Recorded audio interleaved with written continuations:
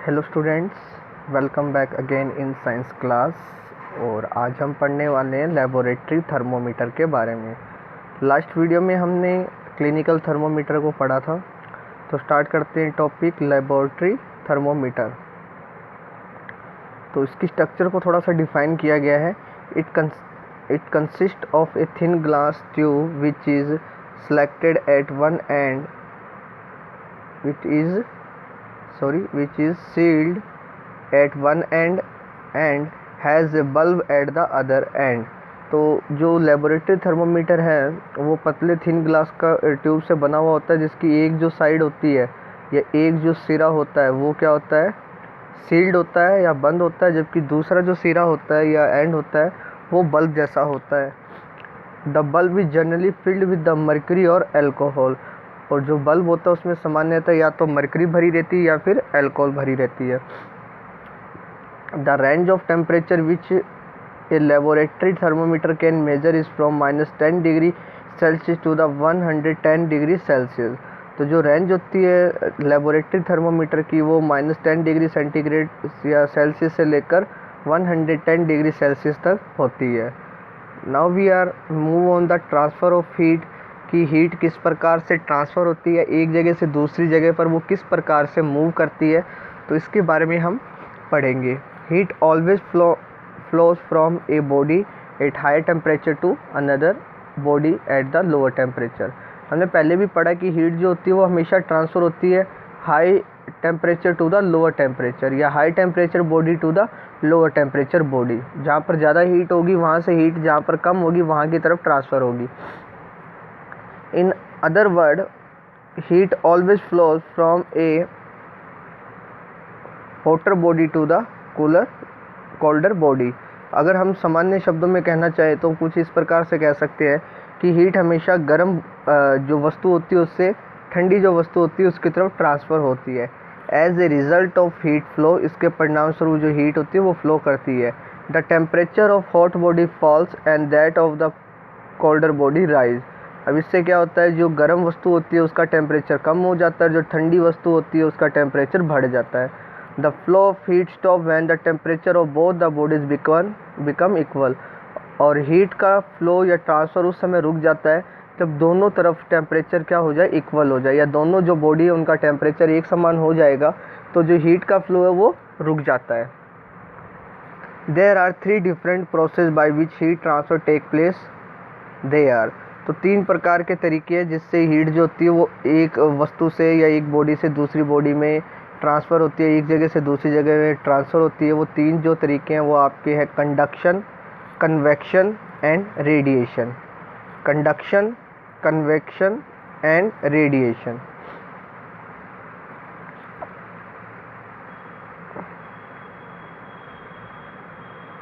सबसे पहले हम बात करते हैं कंडक्शन के ऊपर कि कंडक्शन क्या है, किस प्रकार से हीट जो होती है वो ट्रांसफ़र होती है कंडक्शन के थ्रू।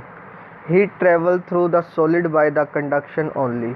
हीट जो कि ट्रांसफ़र होती है सॉलिड में जो हीट ट्रांसफ़र होती है वो कंडक्शन के मेथड से ही होती है। सॉलिड जो भी वस्तु या बॉडी होती है उसमें हीट ट्रांसफ़र कंडक्शन के मेथड से होती है।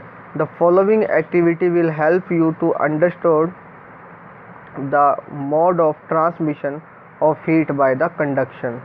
तो ये आपकी एक्टिविटी जो दी हुई है आप उसको थोड़ा सा पढ़ोगे तो आपको आइडिया लग जाएगा। वैसे मैं आपको समझा देता हूँ किस प्रकार से होता है हीट का ट्रांसफ़र। तो एक्चुअली में क्या होता है, जो पार्टिकल होते हैं सॉलिड के वो आपस में क्या रहते हैं, टाइटली बॉन्डेड रहते हैं या टाइटली एक दूसरे के पास होते हैं, उनके बीच में स्पेस नहीं होता है, बहुत कम स्पेस होता है। तो एक पार्टिकल जब गर्म होता है तो उसके गर्म होने से हीट जो होती है वो नेक्स्ट पार्टिकल की तरफ ट्रांसफ़र हो जाती है। फिर वो जो पार्टिकल गर्म होता है तो वो फिर नेक्स्ट पार्टिकल को क्या कर देता है, हीट को ट्रांसफ़र कर देता है। फिर नेक्स्ट वाला नेक्स्ट पार्टिकल को ट्रांसफ़र कर देता है। तो इस प्रकार जो हीट होती है वो एक पार्टिकल से दूसरे पार्टिकल तक क्या होती है, ट्रांसफ़र होती है, और एक एंड से दूसरे एंड तक हीट का क्या हो जाता है, ट्रांसफ़र हो जाता है। तो सॉलिड में जो हीट का जो ट्रांसफ़र होता है वो कुछ इस प्रकार से होता है, वो होता है कंडक्शन मेथड। ठीक है, पार्टिकल से पार्टिकल हीट ट्रांसफ़र होती है। The process of transmission of heat, यहाँ पर conduction the process of transmission of heat energy in solid without actual movement of particle from their position is called the conduction. Conduction की यहाँ definition दी हुई है, the process of transmission of heat, heat की transmission की वो process in solid के अंदर जिसमें without actual movement of particle जो होते हैं वो बिना मूवमेंट के ही या बिना अपनी जगह से हिले ही क्या कर देते हैं, हीट को ट्रांसफ़र कर देते हैं, उसको हम कंडक्शन बोलते हैं, जो कि मैंने अभी आपको समझाया भी है। पार्टिकल अपनी जगह से हिलते नहीं हैं, बिना एक्चुअल मूवमेंट के ही वो क्या कर देते हैं, हीट को ट्रांसफ़र कर देते हैं, और इसको हम बोलते हैं या जानते हैं कंडक्शन के नाम से। जैसे कि अभी मैंने आपको समझाया था किस प्रकार एक पार्टिकल गर्म जो होता है, हॉट होता है, वो कोल्ड जो पार्टिकल होता है उसको हीट को ट्रांसफ़र कर देता है, क्योंकि आपस में क्या रहते हैं, एक दूसरे के टच में रहते हैं।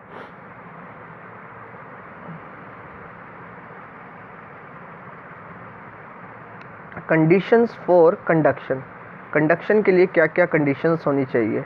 तो heat is transferred from one body to another body by conduction if, heat एक बॉडी से दूसरी बॉडी में ट्रांसफ़र होगी तब होगी जब the two bodies are in connect, जब दोनों बॉडी क्या हो, एक दूसरे के कनेक्ट में हो।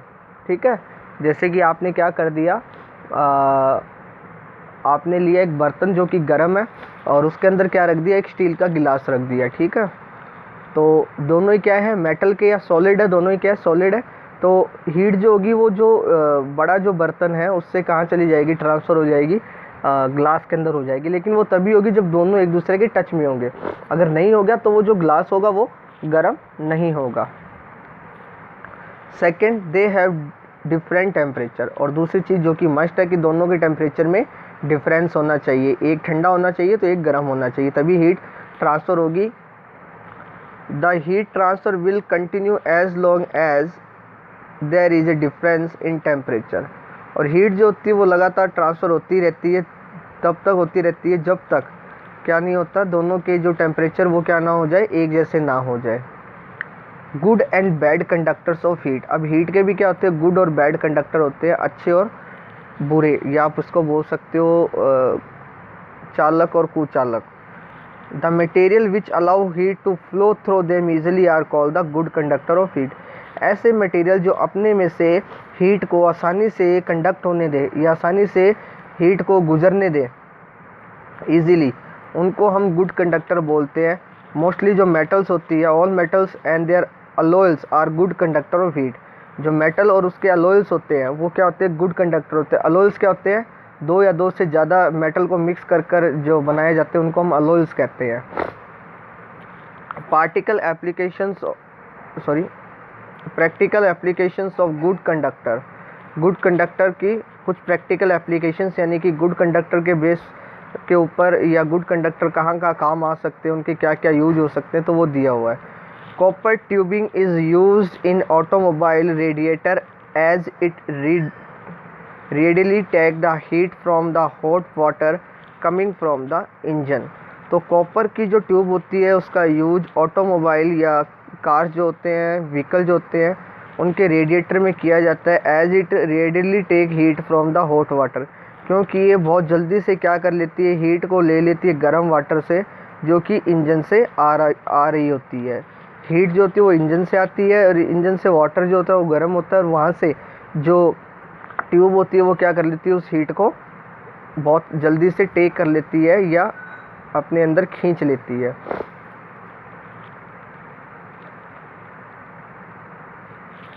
Mercury is use as thermometer liquid as it is good conductor of heat, mercury का यूज किया जाता है थर्मोमीटर को बनाने में क्योंकि ये गुड कंडक्टर ऑफ हीट होती है। Cooling coils of air conditioners and the refrigerators are made up of copper as they radially conduct away heat, cooling जो कोयल होती है एयर कंडीशनर्स की और रेफ्रिजरेटर्स की वो कॉपर की बनी ट्यूब की बनी हुई होती है, क्योंकि ये हीट को बहुत जल्दी से कंडक्ट करके फेंक देती है बाहर की तरफ या निकाल देती है। Good conductor of heat was the metal and their alloy are use for making the cooking utensils, heat के गुड कंडक्टर जो होते हैं मेटल्स या अलॉयल्स, इनका यूज किया जाता है कुकिंग यूटेंसिल्स बनाने में या खाने के बर्तनों को बनाने में। Practical applications of heat insulator, अब जो हीट इंसुलेटर होते हैं उनके क्या यूज होते हैं या कहाँ पर वो प्रैक्टिकली काम में आते हैं।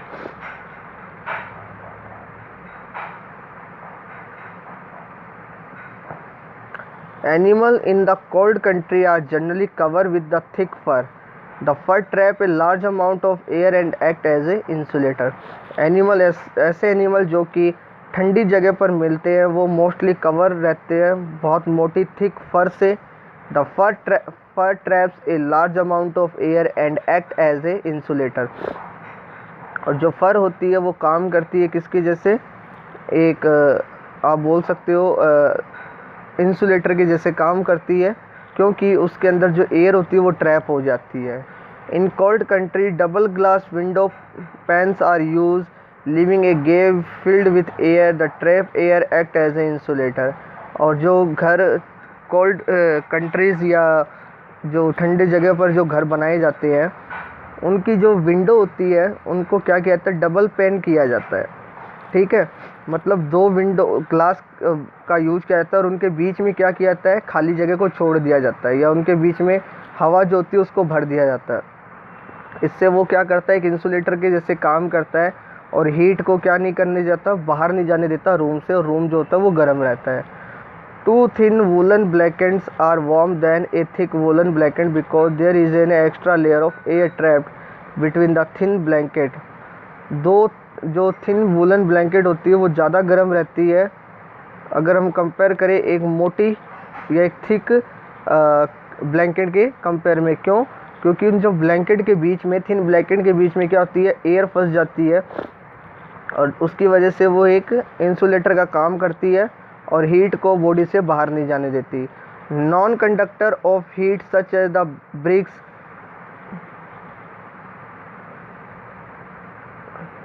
asbestos sheets, mud, etc. used in house building do not allow the heat from outside to enter the house during the summer।